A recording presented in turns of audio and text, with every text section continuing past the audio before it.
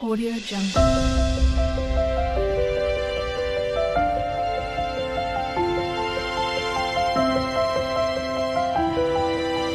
Audio Jungle. Hello नमस्कार, welcome back to my channel. आणि आज आहे नारळी पौर्णिमा आणि आता मी बनवते आहे नारळी भात. तर चला तर मग तुम्ही पण माझ्यासोबत बघा की मी कसं नारळी भात बनवते. तसं मी फर्स्ट टाईमच एवर बनवते, पण चला मजा येईल मला पण आणि तुम्हाला पण बघायला येईल. तर आता आपण भात बनवायला घेऊया. तर मी आधी हे करून घेते, फक्त राईस बनवून घेते. तर आता मी ह्याच्यात थोडंसं तूप टाकले आणि मग आता ह्याच्यामध्ये थोडीशी लवंग आणि वेलची पण टाकते.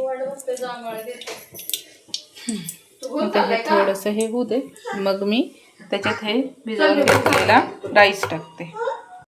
इथे आता मी तांदूळ आणि पाणी टाकून हे शिजायला ठेवले. तर मी आता हे भात पहिला आधी शिजवून घेते. चला आपण आधी भात तर बनवून घेतला होता. तर आता आपण फायनल त्याला हे करूया. भात आणि ड्रायफ्रूट्स, त्याच्यानंतर त्याच्यामध्ये साखर आणि खोबरं टाकून ते सगळं मिक्स करून आपण फायनली तो पूर्ण भात बनवून घेऊया. चला टाकून घेते पहिलं.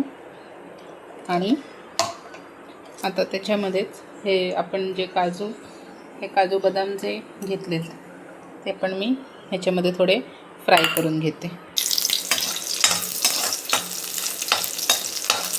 हे बघा, आता ह्याच्यामध्ये ना मी खोबरं पण टाकून घेतलं आणि ड्रायफ्रूट्स पण. तर मी आता ह्याला भाजून घेते चांगलं आणि मग मी ह्याच्यामध्ये साखर टाकणार आहे. तर हे बघा, आपलं खोबरं तर झालं आहे. आता मी त्याच्यामध्ये साखर टाकते. तुम्ही अंदाजे तुम्ही जसं प्रमाण घेतलं आहे त्याप्रमाणे टाकू शकता. मी आता ह्याला पण मिक्स करून घेते पूर्ण. आता हे तर झालं आहे आपलं साखर टाकून पण. तर आता मी त्याच्यात हा भात मिक्स करून घेते.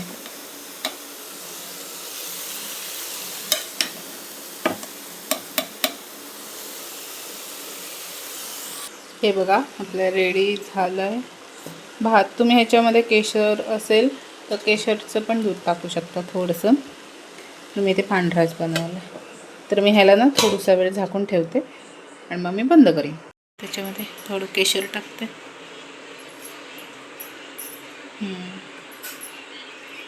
तुम्ही ना केशर थोडंसं दुधामध्ये ना भिजवून ठेवा, म्हणजे मग तो येलो कलर येतो. आम्ही तसं नाही केलं.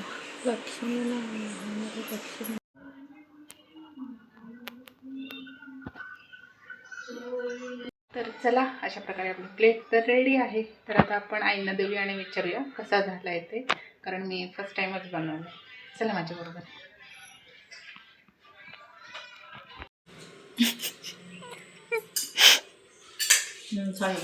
चांगलं आलं.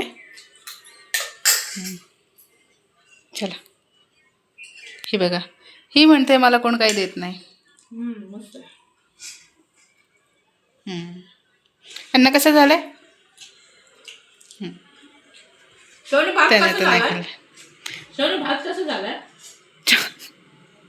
हा, तर चला आता आपण खाऊया. आणि आजचा व्लॉग असा छोटासाच होता. मी फक्त रेसिपी टाकली आहे, कारण मोस्टली तर दोन्ही एकाच दिवशी येतं, पण ह्यावेळेस रक्षाबंधन आणि हे वेगवेगळ्या दिवशी आले. तर मग तुम्ही आज नारळी भात केला की नाही ते सांगा, आणि तुम्हाला माझी रेसिपी कशी वाटली. सोपी होती. मग तुम्हाला पण जर ट्राय करायची असेल तर तुम्ही नक्की करू शकता. फक्त तुम्ही जे केशर आहे ना ते थोडंसं आधी भिजत घाला, म्हणजे मग ते त्याचा कलर आहे ना ते पूर्ण त्या दुधामध्ये उतरेल. आणि बाकी काही नाही. बाकी आपण भेटू पुढच्या व्लॉगमध्ये. जर तुम्हाला हा व्हिडिओ आवडला असेल तर ह्या व्हिडिओला लाईक करा, शेअर करा, आणि तुम्ही पण काय केलं आज ते मला कमेंट करून नक्की सांगा. आणि जर तुम्ही माझ्या चॅनलवर नवीन असाल तर मग तुम्ही माझ्या चॅनलला सबस्क्राईब करा, आणि त्याच्यानंतर ते बेल आयकॉन प्रेस करायला विसरू नका, म्हणजे तुम्हाला नक्की कळेल की माझा नेक्स्ट व्हिडिओ कधी आला आहे ते. तोपर्यंत बाय बाय.